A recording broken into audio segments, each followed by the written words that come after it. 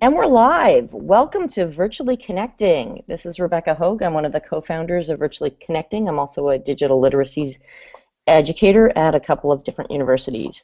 I would like to introduce, actually I'm going to hand it over to the folks on site in mere moments to let them introduce themselves. They're on site at the Association of American Colleges and Universities annual meeting.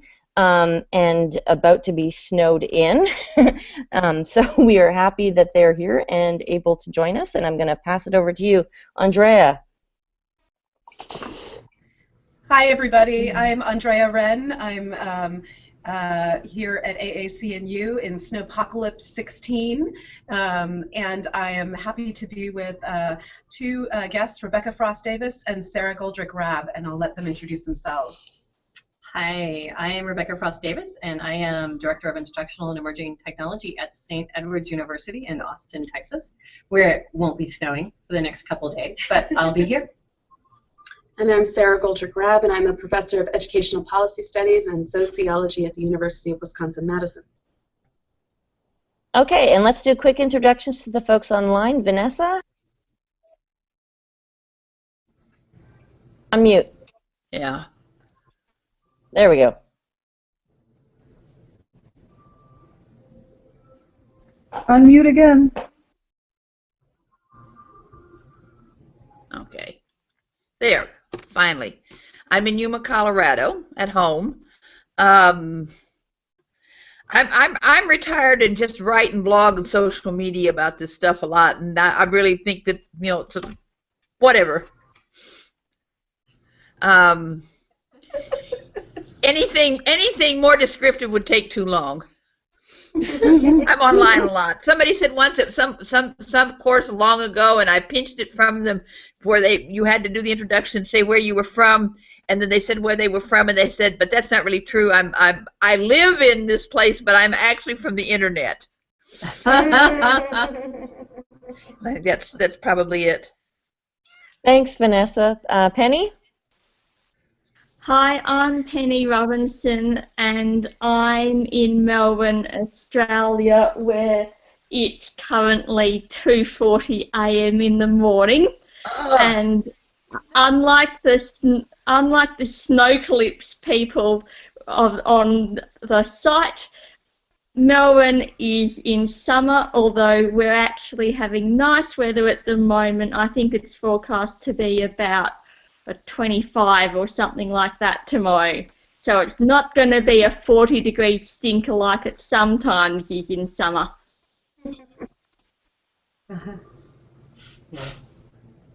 And Allison? Yeah, hi everyone. My name is Allison Andrunas, and I am an instructional designer for Lumen Learning in Portland, Oregon, and it's been raining here for 2 months straight. So that's winter here in Portland. So good morning, everyone. Hi, I'm Maha Bailey. I'm a co-founder of Virtually Connecting, and I'm in Cairo, Egypt, where it's coldish for Egypt, but not cold, no near snow or anything. I hope you guys are going to be okay, though. And I'm really, really excited to meet Rebecca and Sara, both of whom I've heard about a lot and recently started interacting with on the internet, because that's where I'm really from, not Cairo, Egypt. So I'm looking forward to hearing about you guys and how the conference has been going so far, how your presentations have gone, all 20 of them.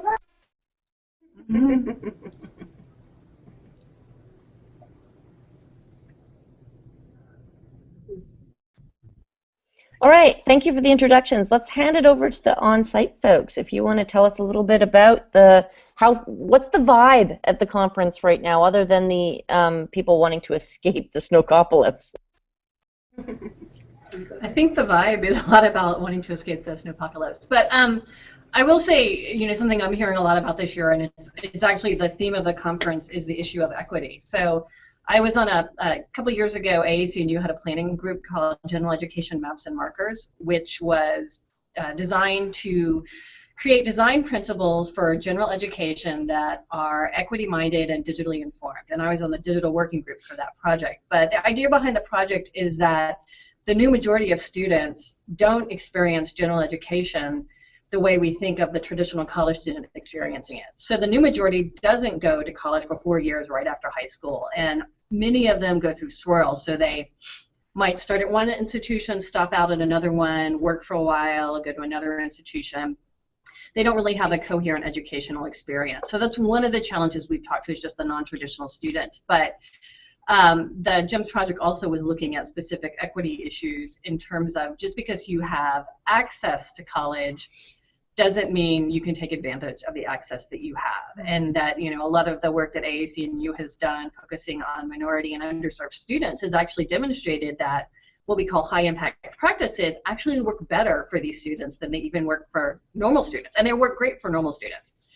But high impact practices work better for underserved students. But in policy debates, a lot of what we're hearing about access to education is, oh, you know, for the underserved students, once we just put everything online and make it cheap that way, they can take advantage of it. Mm-hmm. You know, when you see things like the attempts to do MOOCs at San Jose State for beginning classes and how abysmally that failed, you realize, you know, it's these underserved students who actually need more support and help. And so the GEMS project was a lot about sort of counteracting, you know, what we saw as a trend that would happen where, you know, the way technology would be used in education would be, oh, well, we'll provide, you know, you would have this stratified system where the people who could afford it could get the best liberal education, and the underserved people would have to make do with online, and they wouldn't have the tools to actually take best advantage of it, or at least not largely. So that work, a lot of that work has been focused on at this conference, and a lot of the focus has been on equity issues.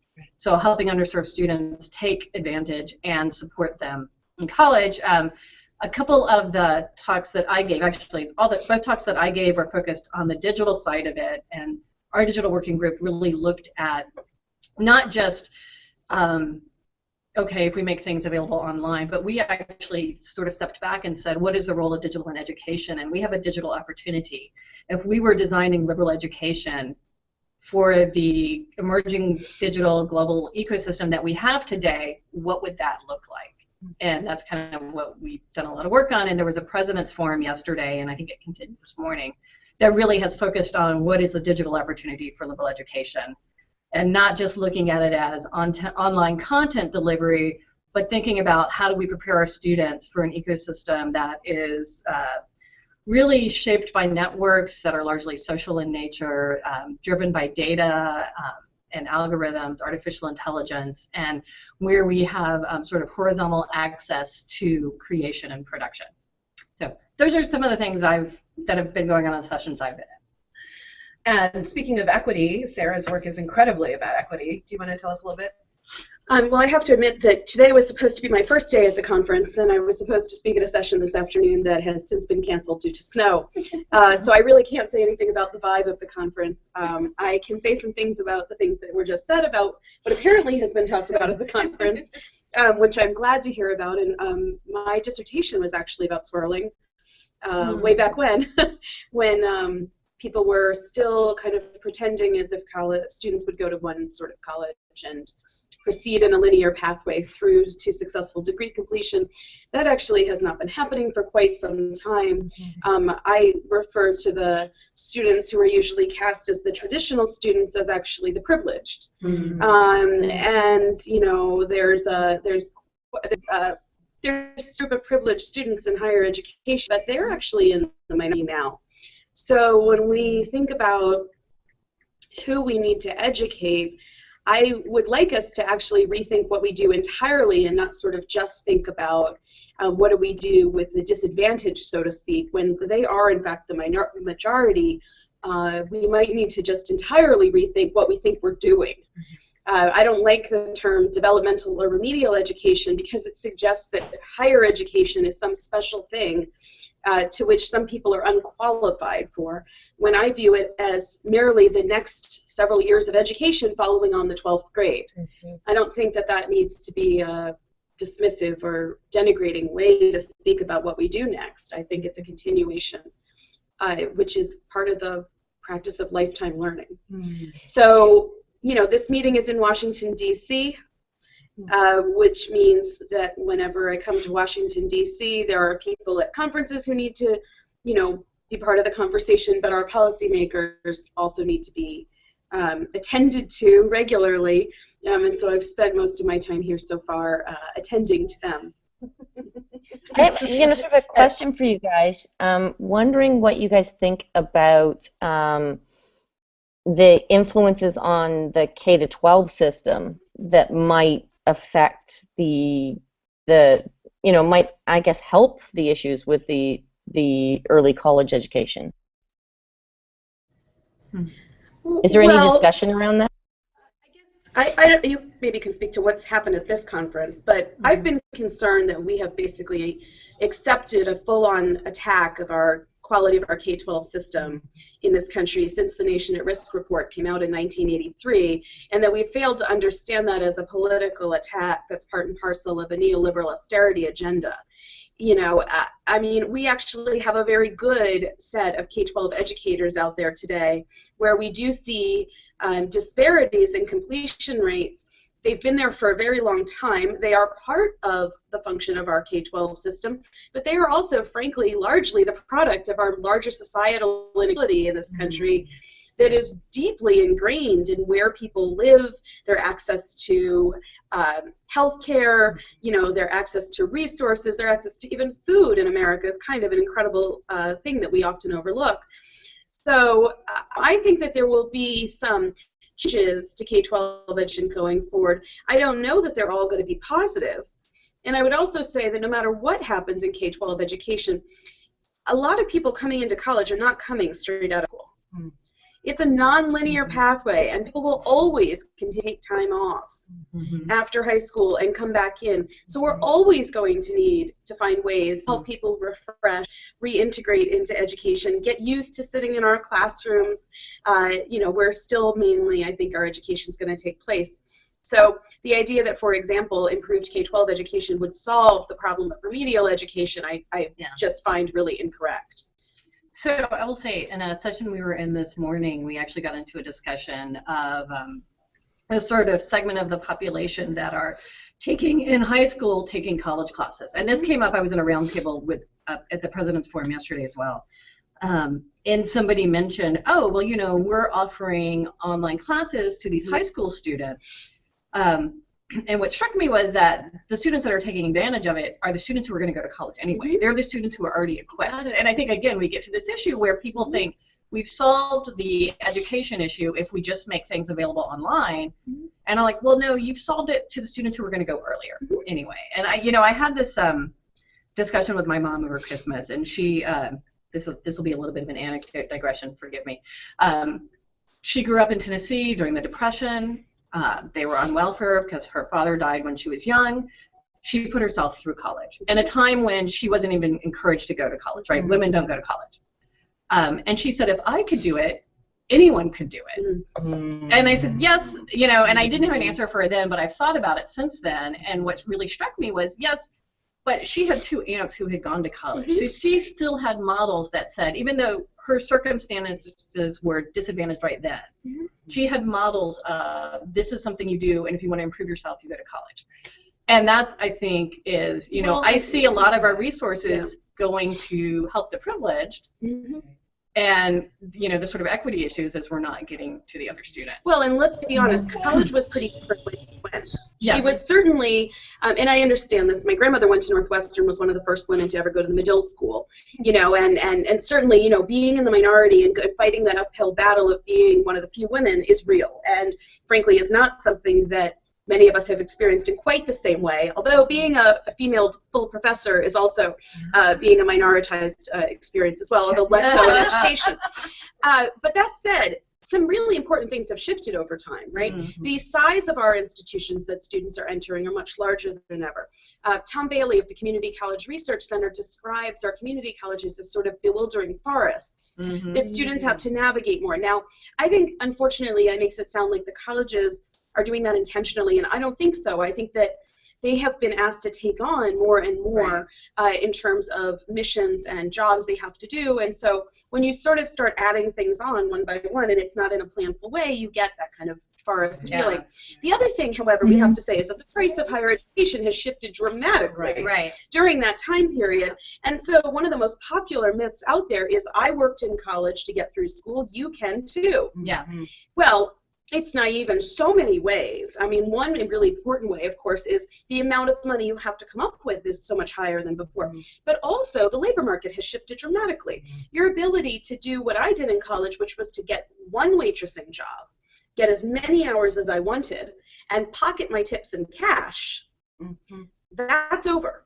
You have to get 2 or 3 jobs to work the same number of hours that I worked, which was almost full-time, often full-time, and those tips now go on credit cards. So the tipped minimum wage has even declined. So we have this legacy of people who feel like they fought through, and they did, but they're wrong to extrapolate that to mean that it's the same experience now. Can I jump in here, because my PhD research was about liberal education at the American University in Cairo, which is where I work, and I talk a lot about you know, what it's like, the kinds of cultural capital that you need to have to be able to go through this university well. And it's a very different experience. They're all traditional students in terms of age, but their preparation to do American liberal education is different. So if they haven't been American educated before, then they struggle to go through it. And Vanessa used to work at AUC. I don't know if she had the same experience. But the ones that don't have an American education to begin with do better usually because either they have cousins in the US and they've traveled, or their parents are university professors, and again, they're still not the typical Egyptian person who's underprivileged. You know, they still have a lot of privilege to be able to go through it, even when they're not the very, very privileged of the university. But they still struggle compared to the others. So I was just wondering at the AACNU, because we use a lot of the material from the AACNU. We know a lot about Nightly, which I know Rebecca was working on. And I was wondering, at these kinds of conventions, do you get to see people from my institution and from, there's a huge number of American universities outside the US, and I was wondering if our provosts and presidents go to your events. So and I think Vanessa also wanted to ask a question, but after after you guys answer this. Yeah. So I don't know if I saw people here this time, but in the past, yes, certainly I have seen people from the American universities abroad. And there was a consortium called Amical. I think it still exists, and I've been to their conferences and met people from universities. It does exist. It does exist. I work with them. Yeah. So I have seen them, and I will say, it's interesting that you mentioned that. In the panel we were in this morning, the people there had been a dean at Washington and Lee University in Dubai, and he had raised, he actually left for the snowpocalypse issue. Yeah, and he had raised some issues about sort of the experience of students, doing American university education abroad when it's not in the same context as doing it here, and kind of those kind of differences. Right. Yeah, and I think he was especially noting that many of the quote-unquote successful internationalizations of American universities abroad are actually in places that have a less democratic tradition. I'm not speaking about any particular place, but he was pointing out from his experience and how then that changes what liberal education can do when there's limitations on student freedom and so forth. So it's pretty interesting. Yeah. Okay, so Vanessa? Was there another question? Vanessa, you're speaking to no sound again. Yeah, I click it, and then I guess I must have sort of a vibration in my finger that turns it on and then turns it off right away. Yeah, I've been typing away. It was I had asked about, wondering sort of, first off, there's not any this is focused on higher ed, but is there any kind of presence here at the conference of community college educators who are actually teaching this population? Yes. Of the students who don't come from a sort of a college background tradition, or they're non-traditional, or they've been classified as unready. Are there instructors that teach that here? Or are you just mostly, how well represented are they? So AACNU has over 1,000 members, and it really originally started out as just liberal arts colleges, which is a popular work with largely, but they have expanded the definition. They changed from the idea of liberal arts to liberal education, which can be taught anywhere. And there is a substantial community college representation here. One of the presidents, there was a forum about equity yesterday afternoon with a panel of presidents, and one of the presidents was from the CUNY system, and certainly CUNY is well represented. One of the presidents was from one of the CSUs, I think. Well, So, CSUs Yeah, are but full. excuse me. The president is not the same thing as say somebody with boots on the ground in the classroom teaching these students. Is what I'm saying. There are also, there are community college educators here. Although I will say this is a conference that does have a lot of administrators. Yeah, But yes, I already know that. Yeah. At AACNU events, there are people who are teaching in the classroom from community colleges, and I've certainly met plenty of them. So Liz Clark was here, and she was on a panel with us yesterday. She teaches at LaGuardia College, which is part of the CUNY system. Well, that's good to hear. But to your point, I have a lot of concerns about the relative lack of power that the community college educators and the community college staff have in some of the decision-making, policy setting, et cetera, that goes on generally in American higher education. It's certainly not proportionate to the number of students they serve, you know, to the role that they play. In fact, if you just look at the relative power of the elite, you know, Williams and Amherst and Harvard and Yale compared to the fraction of American undergraduates that they serve, particularly, you know, compared to, say, the nation's community colleges, it's quite clear, you know, who's being left out. And I've often wondered what would happen if we undertook some more intentional kinds of decision-making models that elevated the status of the people who, on a day-to-day basis, see what's really going on. You know, we put out a report at the Wisconsin Hope Lab in December on hunger and food insecurity. I didn't receive any surprise directions from my colleagues in the community college sector. The only people who expressed any sort of disbelief, who thought we had to be wrong about this, came from elite institutions, where it's happening as well, but they stick to their no loans assumptions and believe that affordability has rendered people capable of all the food they need to eat, which I actually think the athlete discussion is a blow apart. Well, and if I could just interject, I mean, Sarah, you've done work on actually changing the funding structure, or suggesting changing funding structures for a community college system in the United States. I don't know if you could talk a little bit about that. Or, right, you led a report in 2014 about advocating for, I think, free community college. Is that right? Yeah. No, I mean, I think we need more than this, but I will say that changing the funding structure is a start at instigating changes in how decision-making happens as well. I mean, frankly, we've had a really hard time getting our public colleges and universities the resources they need to function. And the American public is captured right now by the idea of the price of college is too high, which I believe they're correct about. And if the price of college is too high and we can undertake a sort of galvanizing effort, you know, leveraging their interest in that via a free college platform, which is not only intended to reduce the price, but also to increase the resources to these students and to their faculty members, then I think we have something. And I think the media has oversimplified the proposals. This is not surprising. You know, and frankly, politicians have not done a great job of talking about the extent to which, for example, America's College Promise, which is President Obama and Senator Tammy Baldwin's legislation now that is pending, that aims to make the first 2 years of college free for community college students. That effort was not merely about lowering the price. It is about lowering the price to increase equity, meaning that there are people who currently don't come to college because they're being priced out, and there are people who don't graduate because they're being priced out.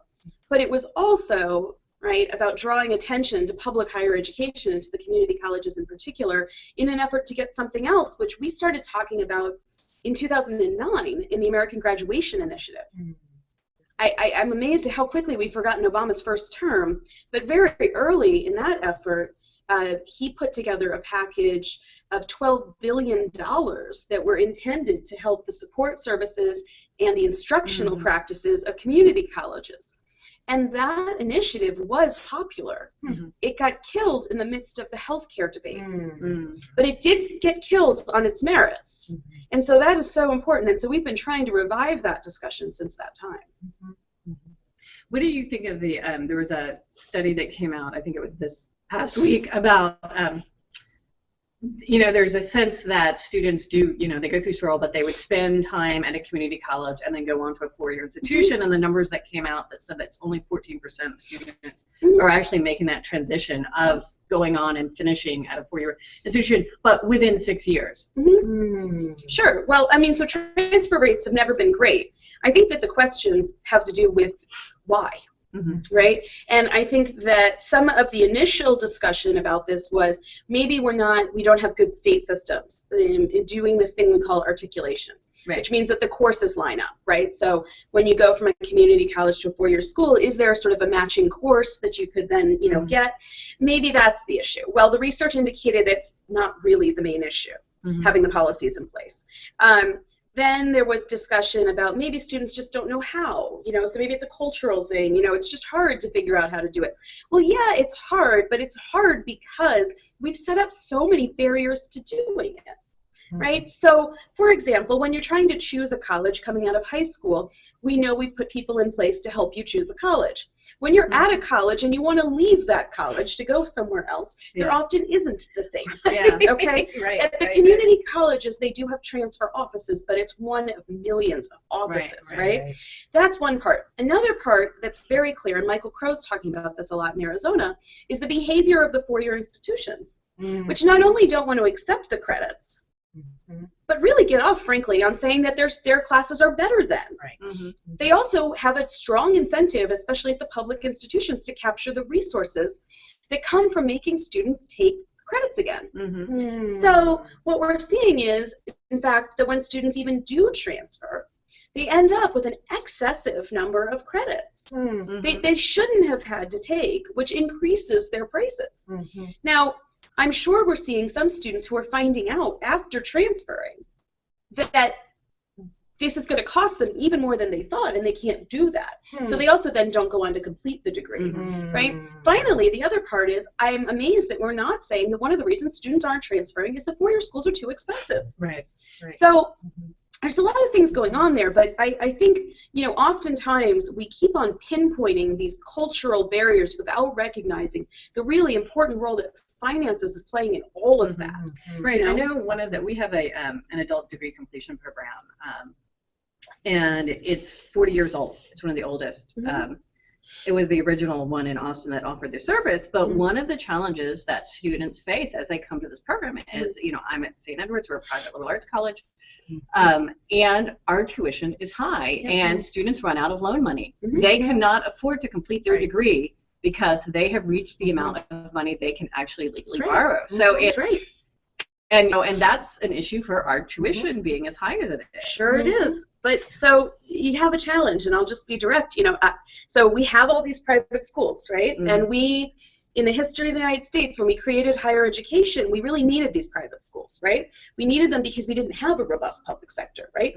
Over time, we have invested heavily in a robust public sector, and then we withdrew our investment, right? So now we have private schools competing with public schools for dollars. We have private schools that are really on the sort of financial edge. And the question, frankly, is really where the nation's going to put its priorities, right? Because we could do making college affordable in the public sector and say the private schools are an option, but we're not going to resource you to do that. Like we don't do that in K-12, or at least we didn't used to, right? But you're going to see a lot of small private schools go under, right? And so the question is, certainly from a faculty standpoint and from a research standpoint, there's a lot of reasons to want the private schools to exist, but there's a real question of federal priorities around those schools and a question around affordability, frankly, because we're spreading the money really thin. If we were doing this in K-12, a lot of people would really object to it, and it's really interesting. I think it's more rooted in history and norms and sort of, you know, and continued right perceptions that the private schools are smaller and that provides a really intensive experience, right? All those things.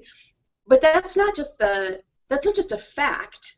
It's the result of giving public schools less money, so they can't be smaller. They can't have smaller classes. Do you know what I mean? So I think we're heading towards questions about institutional mission, you know, and multiple sources of value versus sort of just trying to get this thing to be affordable. Right. And it's going to create a storm. I mean, and I know the finances of the small private schools are really shaky, right? We watch Sweetbriar, right? I mean, we see this, and I understand how difficult it is, to say the least. As somebody who small private school, I have some questions for you, but I also know that some of the virtual people probably have some questions. Yeah, both Allison and Penny have a question, and I have a comment once they're done. Okay.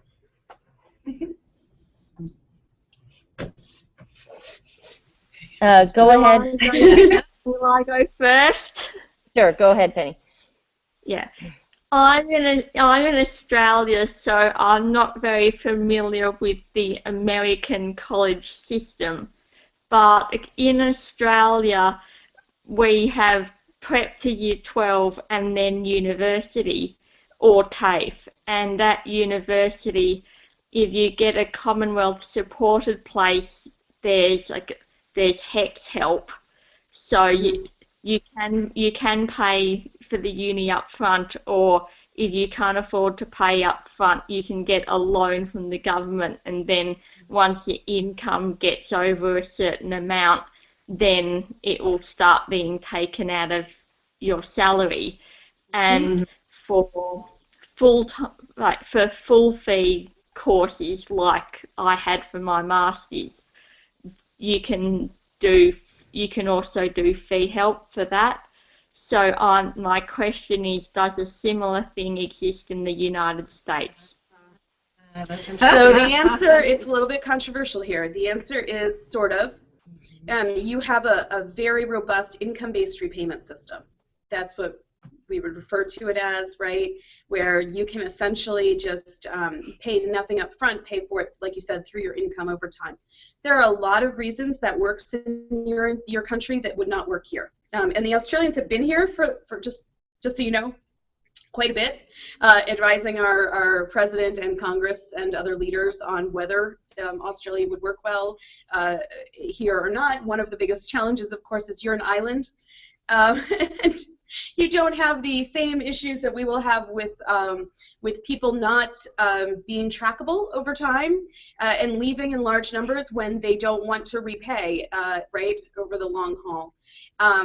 There are also concerns that there are populations that frankly are not going to go for this. They're not going to give up a fraction of their income over time, that they're going to view this as a loan, that it's not the way that it doesn't align with their beliefs, values, etc., and that therefore they will be locked out. I've been long interested in the extent to which your Aboriginal population finds this to be a satisfactory form of financing, and I haven't, for example, gotten any information on that.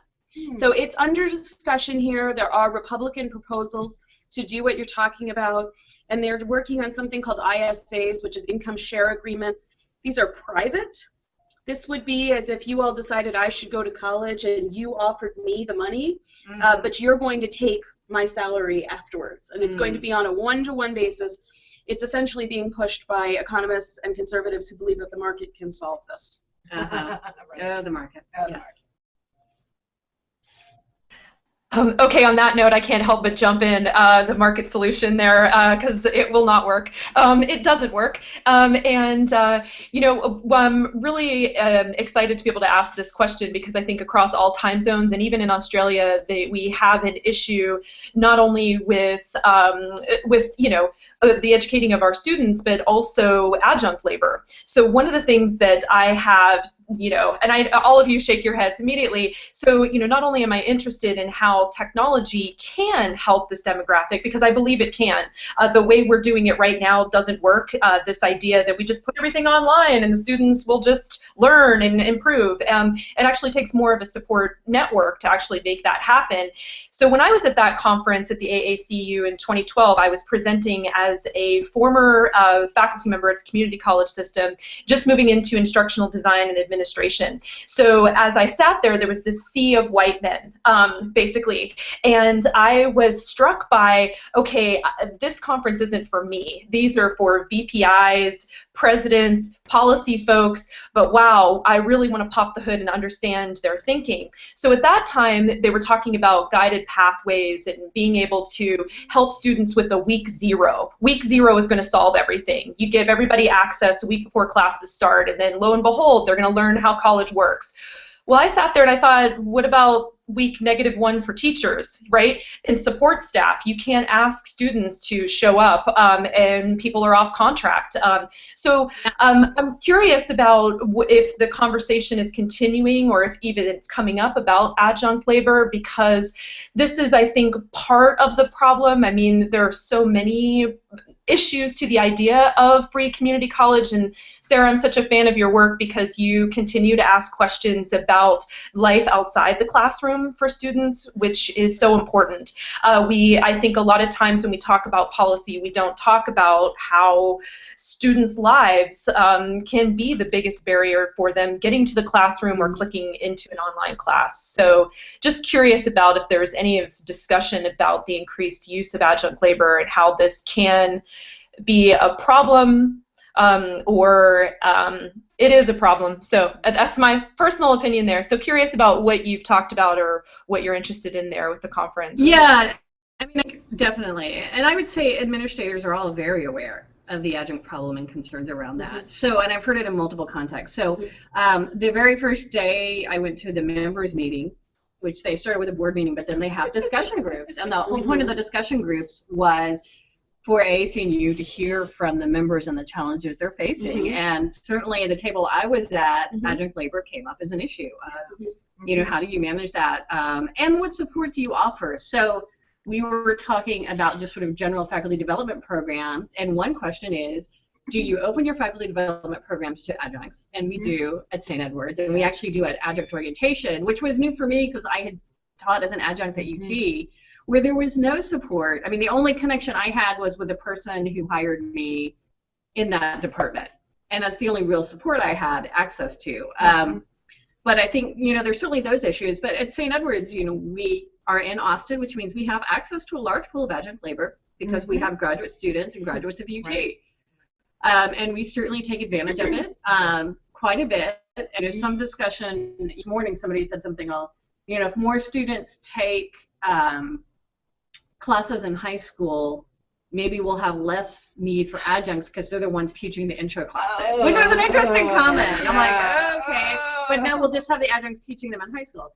But, so there was that question. But the other thing we run into is when I have had adjuncts present and share their teaching, we have a policy that we pay them. Because, that's the kind of labor that if you're a full-time tenured or tenure-type professor, we would expect you just to offer to your committee. But, for adjuncts, you have to think about, they might be teaching at 3 or 4 other places, which is certainly a reality in Austin, that people teaching multiple other places. And yet, sometimes I have found that it is some of the adjuncts teaching at St. Edward's who are doing some of the most interesting work.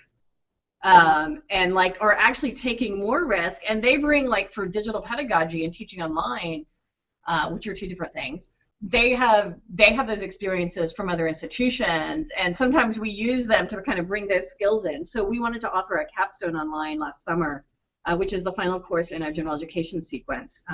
We wanted to offer it to students who that's the only class that they needed left to graduate, but they might have gone back home. So we have a lot of kids from the Rio Grande Valley, and we wanted to be able to offer it online so they could finish out their degree. But the person that we got to do it for us is someone who also went to Penn. and who teaches full-time at Austin Community College, but also sometimes teaches classes at St. Ed. And he was the one who was able to kind of bring that expertise into the classroom. So I think it's definitely an interesting question, and I will say many administrators are aware that that's an issue. And you certainly hear lots of lip service to, we need to serve them better, or we need to reduce the numbers. You know, there's this implication of, you know, we have concerns that we have a lot of adjuncts teaching in our gen ed curriculum. We'd like more full-time people teaching in that curriculum. We'd also like to give faculty reassigned time to do research and other things, but in order to actually support reassigned time, you have to have someone who will cover that class, and that's often going to be an adjunct. And if that person is not, hasn't been trained in the ethos of the institution, then, you know, even the students you're getting, and if they're not fully supported, they may not know the resources that are available. I think or they may not have any resources. Or they may not have any resources available, and I think it's a challenge for a lot of universities and colleges, and especially, you know, the ones in large urban areas where they have, you know, it's almost this sort of guilty thing where, like, we can use them, we don't want to, but we will because it's expedient. Right. It's interesting because I'm an adjunct, and I've sort of gone through this process a few times as well. And one of the, you know, there are challenges, and I hear things like opening up our faculty development, and I'm like, but if you're not paying me to take faculty development, I have those hours that I should be putting to something where I am getting paid, because I can't make a living if I have to, and especially if I'm at 3 universities, right? And you're expecting me to do mandatory training that's not paid. And then you're going to add staff meetings that are not paid. And I'm like, well, wait a second. You're paying me to teach one class based upon my expertise. And by the way, you wrote me the contract at the last minute, which is also one of my challenges. Like, I'm sorry, but 3 weeks notice, please, for an online class, right? Less than that. At UT, I actually came in, someone dropped the class right before classes started, and I walked in, and it took me 3 weeks to actually get a full ID to be able to get into the learning management system. Oh my gosh, that's so yeah. That happened to me first semester at one of the schools that I'm teaching at now. I'm like, I had to use all of my personal email addresses to get at the students because I didn't have credentials. Crazy. This is why tenure is cost-effective. yes. It's not efficient. It's not efficient and cheap. It's cost-effective because you get people to do a lot of extra work in exchange for tenure. You also pay them less, to be honest. I'm watching tenure. Tenure's disappeared in Wisconsin. And I'll tell you what, so has our willingness to go to meetings, to do unpaid labor, et cetera, that clearly is well beyond the call of duty, well beyond the 40-hour work week, well beyond what we were paid to do. We're willing to do it because as tenured members of the faculty, we're invested in the place. We're going to be there for a long time. You take that tenure away and that's gone. I will say that the robust free college proposals, not the ones the states are doing, because frankly none of the states can afford to do a fully robust one, but the federal ones are aimed at addressing the issue of adjuncts through the lens of quality and resources. And that is not to imply for 1 minute that the teaching that adjuncts do is not high quality. What it is not is sustainable. And what it is not is for students the best we can do because of the kinds of things that you're saying, which is adjuncts can't spend time being available outside the classroom to do the mentoring and advising that we know that our students need. And so it is smart to invest in full-time tenured faculty to promote graduation and completion, but also to promote deeper learning. These are the inputs to those things, and we have not been paying attention to process in higher education very well, not with data-driven decision-making anyway. We have a lot of things we do that we're invested in doing because we think they work. But faculty relationships are like one of the few things that students actually affirm are useful things of the things that we do. And so it's an interesting thing to see that eroded over time. And I don't think we can understand it in any way except political. I mean, that's all this is. And that doesn't make it a smaller thing. It means this is a globalized attack. Right? On unions, it's an attack on tenure, it's an attack on educators. I wanted to bring the conversation over a little bit. I wonder if anybody there is familiar with sort of the transformation of the Paul Quinn College. I attended a conference, Big Ideas Fest, and the president was presenting on it, talking about how they actually plowed in their track and their football stadium and replaced it with a farm field so that they could grow food on campus. But they graduate all of their students with no debt because their students are required to work first 2 years on campus, the second 2 years in the community throughout, and they made tuition a sustainable amount. And so I just wonder, like, that's sort of one of those models that I'm wondering, is there that kind of influence? Are we hearing that at the conference? No. No, no, we haven't heard that. Is that I haven't heard it, but in Texas? Is that the one you're talking about, Rebecca? That yeah, it's in Texas. It's a community college in Texas in a pretty, I guess, not great neighborhood apparently. But they, where access to fresh food was a problem, and so they created the farm so that they could have fresh food. Stonehill College. I think people not living in those neighborhoods may not be that familiar with the expression food desert. Yeah. So Stonehill College, which is in, I'm not sure if it's in Massachusetts. Yeah, it is in Massachusetts. And they realized that their neighborhood was actually a food desert. That's actually something that they actually did. So it wasn't changing the whole college to make it affordable, but it was engaging with the community around them and helping with the food desert issue of not having fresh fruits and vegetables available. So I have heard of some colleges engaging in that kind of work. That particular example wasn't, it just didn't happen to be discussed in the sessions I was in, but again, could have been in another session that I wasn't in. There's another college that has this sort of work program. It's Berea College, right, that has that kind of ethic. And I think that's, there has certainly been a lot of discussion of preparing students for vocation and having them translate a liberal arts education to work. And, while everyone firmly believes an employer survey that AACNU does every year demonstrates as those liberal arts skills are really valued by employers. So not the get that first job with a really specific disciplinary training, but having these skills that would help you advance later. There's always sort of discussion about that and what are those kind of applied experiences that we could give students that would help them make that transition. So I think a place like Berea where they are required to work. Well, and work for pay I think is really important because let's not go on to the whole unpaid internships which only help privileged students. Right. Well, there's a whole movement around paid internships actually now on college campuses, and you'd probably be surprised to know that Governor Scott Walker of Wisconsin just proposed paid internships as part of his college affordability plan. I think we actually do have some movement on this particular issue because I do think people understand that it's actually really hard to find work right now. I think, honestly, I think Berea, I mean, we're not seeing people go to scale in this, but in my proposal for free college, in our version of it, the students get living stipends in exchange for work. But the work is not off campus working at Forever 21 at the mall. The work is an on-campus experience, and working on campus is related to retention, probably because you get to know people on campus.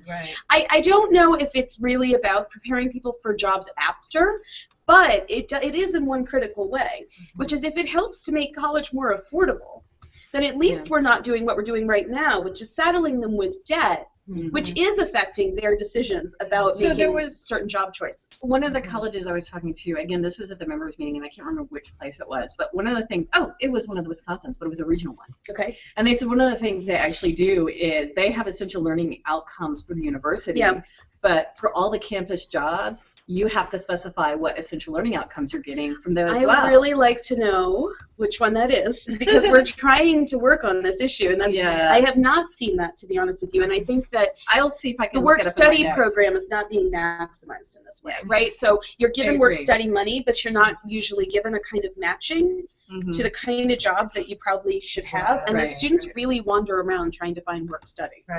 I hate to insert myself, but we are coming toward the end of our time here. And I was just thinking the same thing. Who's virtual has asked the question. Go ahead, Rebecca. Oh, sorry, no, I was just about to say the same thing. We're coming towards the end of our time. So, yeah, does anybody have a last question? Okay, do we want to give last comments to the folks on site? No, I'm good. I would say as a last comment that some of this is very interesting, some of the stuff that's being done in some places, but I'd like to point out that it hasn't really made it out into a lot of into the boonies yet in a lot of places. I think that is a real challenge for all of this discussion, is that we tend to have discussions based on anecdote. And so an issue comes up and we'll say, well, there's this one place that does this. The problem is we haven't figured out how to scale. And, you know, my area is working around digital pedagogy, and that's certainly a case, is we have lots of great examples of the one case, but I'm really interested in how do you scale it and how do you potentially build it into the curriculum. And that we just haven't gotten to yet. I will say, however, that in 12 months, 22 states of the 50 have initiated free college efforts. Yeah. That's the fastest scaling of an idea we've seen in a long time. It's not over, but they've had the discussion, and that's amazing. It took 80 years to get free public high school. We're not going to get this overnight, but if we get this in 20 years, I think that's an amazing thing, and it's captured the public's imagination in a way that increasing the Pell Grant never did and never will. Although the discussion in those 20 states may not equally include the issues of adjunct labor, and this is something that in the adjunct groups online where I spend a lot of my time, that this is their main concern. Every time free college comes up, a lot of people are tweeting, but what about us? Are they going to build free community college on the backs of underpaid adjunct labor? I would really hope that those folks would submit their comments, right, to the legislators involved and provide some benefit of the doubt. I have seen some plans that people are reacting to negatively as if those issues were not discussed and not considered, when in fact they were. And the issue is that these are incremental approaches to getting something done, right? And what some cases folks are doing is they're able to get bipartisan consensus on the first part, right? And they're phasing in over time. But I haven't met a legislator yet, frankly, who's naive to the need for more resources at the nation's community colleges, not Republican or Democrat. The issue is getting there, and I think the whole hog massive change in investment is going to take a lot more work. Right. But the incremental changes in the right direction. Whenever I've had the chance to speak to community college audiences and describe that to them, I have felt like the temperature came down in the room. But I do understand why the concern is, because we have all been in public higher education abused for quite a while. And so, you know, we rightfully are very concerned and wary. Would it be possible to get a list of those 20 states? Sure, absolutely. There's a new map that's just coming out. Excellent. Thank you so much. That sounds like a perfect segue to ending our Virtually Connecting session. So I'm going to, in mere moments, go offline, and that anyone who wants to stick around, you're welcome to stick around and continue the conversation. Thank you so much for Sara and Rebecca and Andrea on site for joining us and being willing to have this conversation with us. And thank you to everyone online, Allison, Penny, Vanessa, and Maha, who was here but had to run. It's been a great session. Yes. Okay. Now is the fun Thank part. you all. Yes, thank you all. Thank you. That was